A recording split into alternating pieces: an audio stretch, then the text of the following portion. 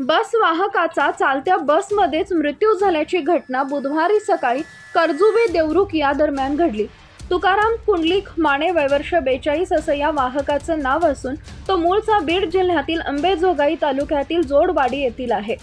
चॅनलवरती पहिल्यांदा आला असेल तर MM मराठी न्यूजला जरूर सबस्क्राईब करा।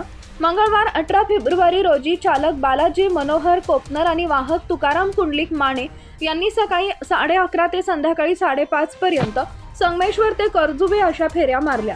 सायंकाळी 7 वाजेच्या सुमारास ते संगमेश्वर येथून कर्जुबे वस्तीची बस घेऊन गेले होते। बुधवारी सकाळी 6:15 वाजता ही बस कर्जुबे येथून प्रवासी घेऊन संगमेश्वरकडे निघाली। थोड्याच अंतरावर भायजेवाडी मार्गे घारेवाडी इथं वाहतूक तुकाराम माने चक्कर येऊन खाली पडल्याचं एका प्रवाशानं बस चालकाला सांगितले। चालकानं बस रस्त्याच्या बाजूला उभी करून तुकाराम मानेकडे विचारपूस केली। त्यांना अस्वस्थ वाटत असल्याचे आणि छातीत दुखत असल्याचं सांगितले। चालक कोपनर यांनी वेळ न घालवता व प्रवाशांची मदत घेत थेट संगमेश्वर ग्रामीण रुग्णालयाकडे बस नेली। तिथं वाहकाला उपचारासाठी दाखल केले, मात्र तोवर तुकाराम यांची प्राणज्योत मालवली होती। बीड जिल्ह्यातील तुकाराम माने हे 2018 साली वाहक काम चालक म्हणून देवरुख आगारात रुजू झाले होते।